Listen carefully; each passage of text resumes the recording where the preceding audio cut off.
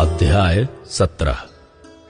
अब पलिश्तियों ने युद्ध के लिए अपनी सेनाओं को इकट्ठा किया और यहूदा देश के सोको में एक साथ होकर सोको और अजेका के बीच एपे सदम्मीम में डेरे डाले। शाऊल और इस्राएली पुरुषों ने भी इकट्ठे होकर एला नामक तराई में डेरे डाले और युद्ध के लिए पलिश्तियों के विरुद्ध पांति बांधी। पलिश्ती तो एक ओर के पहाड़ पर और इस्राएली दूसरी ओर के पहाड़ पर खड़े रहे और दोनों के बीच तराई थी।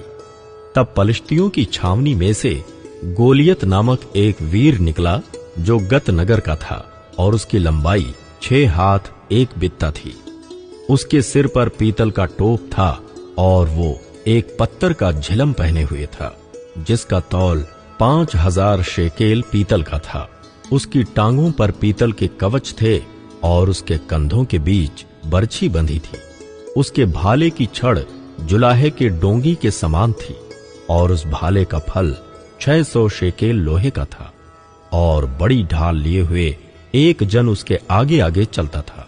वो खड़ा होकर इस्राएली पांतियों को ललकार के बोला, तुमने यहां आकर लड़ाई के लिए क्यों पांति बांधी है? क्या मैं पलिश्ती नहीं हूं और तुम शाऊल के अधीन नहीं हो? अपने में से एक पुरुष चुनो कि वो मेरे पास उतर आए। यदि वो मुझसे लड़कर मुझे मार सके तब तो हम तुम्हारे अधीन हो जाएंगे, परंतु यदि मैं उस पर प्रबल होकर मारूं तो तुमको हमारे अधीन होकर हमारी सेवा करनी पड़ेगी। फिर वो पलिश्ती बोला, मैं आज के दिन इस्राएली पांतियों को ललकारता हूं, किसी पुरुष को मेरे पास भेजो कि हम एक दूसरे से लड़ें। उस पलिश्ती की इन बातों को सुनकर शाऊल और समस्त इस्राएलियों का मन कच्चा हो गया और वे अत्यंत डर गए। दाऊद शाऊल की छावनी में। दाऊद यहूदा के बैतलहम के उस एप्राती पुरुष का पुत्र था जिसका नाम इशै था और उसके 8 पुत्र थे और वो पुरुष शाऊल के दिनों में बूढ़ा और निर्बल हो गया था। इशै के 3 बड़े पुत्र शाऊल के पीछे होकर लड़ने को गए थे और उसके 3 पुत्रों के नाम जो लड़ने को गए थे ये थे, अर्थात ज्येष्ठ का नाम एलीआब, दूसरे का अबीनादाब और तीसरे का शम्मा था। सबसे छोटा दाऊद था और तीनों बड़े पुत्र शाऊल के पीछे होकर गए थे। और दाऊद बैतलहम में अपने पिता की भेड़ बकरियां चराने को शाऊल के पास से आया जाया करता था। वो पलिश्ती तो 40 दिन तक सवेरे और सांझ को निकट जाकर खड़ा हुआ करता था। इशै ने अपने पुत्र दाऊद से कहा, ये एपा भर भुना हुआ अनाज और ये 10 रोटियां लेकर छावनी में अपने भाइयों के पास दौड़ जा और पनीर की ये 10 टिकियां उनके सहस्रपति के लिए ले जा और अपने भाइयों का कुशल देखकर उनकी कोई निशानी ले आना।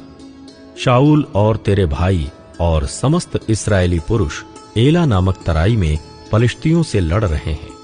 अतः दाऊद सवेरे उठ भेड़ बकरियों को किसी रखवाले के हाथ में छोड़कर इशै की आज्ञा के अनुसार उन वस्तुओं को लेकर चला और जब सेना रणभूमि को जा रही और संग्राम के लिए ललकार रही थी, उसी समय वो गाड़ियों के पड़ाव पर पहुंचा। तब इस्राएलियों और पलिश्तियों ने अपनी अपनी सेना आमने सामने करके पांति बांधी। दाऊद अपनी सामग्री सामान के रखवाले के हाथ में छोड़कर रणभूमि को दौड़ा और अपने भाइयों के पास जाकर उनका कुशल क्षेम पूछा। वो उनके साथ बातें कर ही रहा था कि पलिश्तियों की पांतियों में से वो वीर अर्थात गतवासी गोलियत नामक वो पलिश्ती योद्धा चढ़ आया और पहले की सी बातें कहने लगा और दाऊद ने उन्हें सुना। उस पुरुष को देखकर सब इस्राएली अत्यंत भय खाकर उसके सामने से भागे। फिर इस्राएली पुरुष कहने लगे, क्या तुमने उस पुरुष को देखा है जो चढ़ा आ रहा है? निश्चय वो इस्राएलियों को ललकारने को चढ़ा आता है और जो कोई उसे मार डालेगा उसको राजा बहुत धन देगा और अपनी बेटी का विवाह उससे कर देगा और उसके पिता के घराने को इस्राएल में स्वतंत्र कर देगा। तब दाऊद ने उन पुरुषों से जो उसके आसपास खड़े थे पूछा, जो उस पलिश्ती को मारकर इस्राएलियों की नाम धराई दूर करेगा उसके लिए क्या किया जाएगा? वो खतना रहित पलिश्ती क्या है कि जीवित परमेश्वर की सेना को ललकारे? तब लोगों ने उससे वही बातें कहीं अर्थात यह कि जो कोई उसे मारेगा उससे ऐसा किया जाएगा।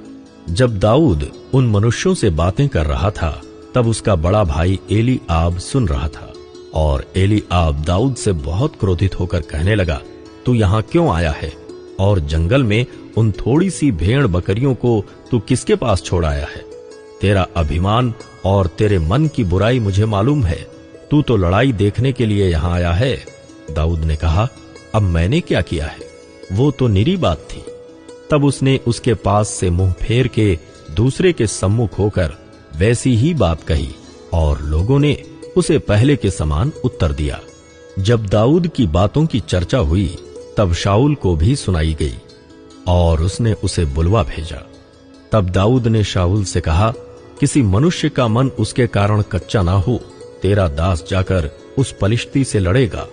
शाऊल ने दाऊद से कहा, तू जाकर उस पलिश्ती के विरुद्ध युद्ध नहीं कर सकता, क्योंकि तू तो लड़का ही है और वो लड़कपन ही से योद्धा है। दाऊद ने शाऊल से कहा, तेरा दास अपने पिता की भेड़ बकरियां चराता था, और जब कोई सिंह या भालू झुंड में से मेमना उठा ले जाता तब मैं उसका पीछा करके उसे मारता और मेमने को उसके मुंह से छुड़ा लेता, और जब वो मुझ पर हमला करता तब मैं उसके केश को पकड़कर उसे मार डालता था। तेरे दास ने सिंह और भालू दोनों को मारा है, और वो खतना रहित पलिश्ती उनके समान हो जाएगा, क्योंकि उसने जीवित परमेश्वर की सेना को ललकारा है। फिर दाऊद ने कहा, यहोवा जिसने मुझे सिंह और भालू दोनों के पंजे से बचाया है, वो मुझे उस पलिश्ती के हाथ से भी बचाएगा।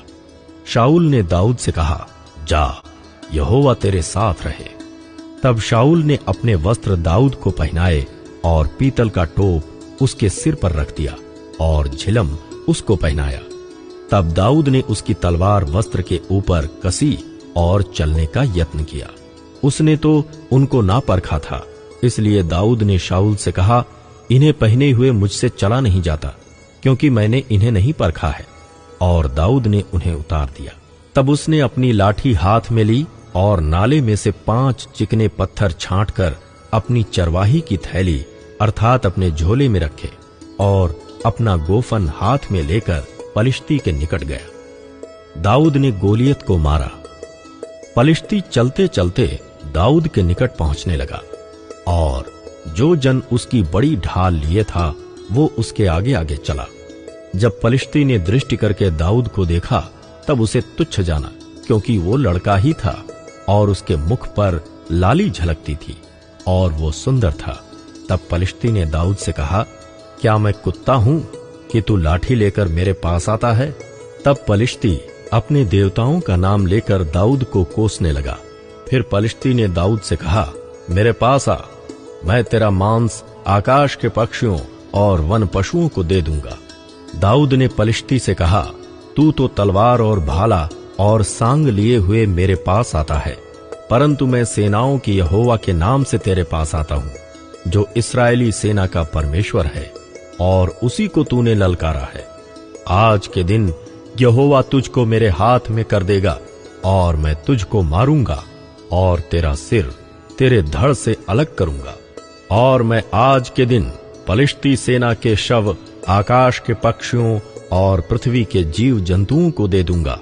तब समस्त पृथ्वी के लोग जान लेंगे कि इस्राएल में एक परमेश्वर है, और ये समस्त मंडली जान लेगी कि यहोवा तलवार या भाले के द्वारा जयवंत नहीं करता, इसलिए कि संग्राम तो यहोवा का है और वही तुम्हें हमारे हाथ में कर देगा। जब पलिश्ती उठकर दाऊद का सामना करने के लिए निकट आया, तब दाऊद पलिश्ती का सामना करने के लिए फुर्ती से दौड़ा। फिर दाऊद ने अपनी थैली में हाथ डालकर उसमें से एक पत्थर निकाला और उसे गोफन में रखकर पलिश्ती के माथे पर ऐसा मारा कि पत्थर उसके माथे के भीतर घुस गया और वो भूमि पर मुंह के बल गिर पड़ा। यूं दाऊद ने पलिश्ती पर गोफन और एक ही पत्थर के द्वारा प्रबल होकर उसे मार डाला, परंतु दाऊद के हाथ में तलवार न थी। तब दाऊद दौड़कर पलिश्ती के ऊपर खड़ा हो गया और उसकी तलवार पकड़कर म्यान से खींची और उसको घात किया और उसका सिर उसी तलवार से काट डाला। ये देखकर कि हमारा वीर मर गया, पलिश्ती भाग गए इस पर इस्राएली और यहूदी पुरुष ललकार उठे और गत और एक्रोन के फाटकों तक पलिश्तियों का पीछा करते गए, और घायल पलिश्ती शारैम के मार्ग में और गत और एक्रोन तक गिरते गए। तब इस्राएली पलिश्तियों का पीछा छोड़कर लौट आए और उनके डेरों को लूट लिया, और दाऊद पलिश्ती का सिर यरूशलेम में ले गया और उसके हथियार अपने डेरे में रख लिए। दाऊद का शाऊल के सामने लाया जाना। जब शाऊल ने दाऊद को उस पलिश्ती का सामना करने के लिए जाते देखा, तब उसने अपने सेनापति अब्नेर से पूछा, हे अब्नेर, वो जवान किसका पुत्र है? अब्नेर ने कहा, हे राजा, तेरे जीवन की शपथ, मैं नहीं जानता। राजा ने कहा, तू पूछ ले कि वो जवान किसका पुत्र है। जब दाऊद पलिश्ती को मार कर लौटा, तब अब्नेर ने उसे पलिश्ती का सिर हाथ में लिए हुए शाऊल के सामने पहुंचाया। शाऊल ने उससे पूछा, हे जवान, तू किसका पुत्र है? दाऊद ने कहा, मैं तो तेरे दास बैतलहम वासी इशै का पुत्र हूं।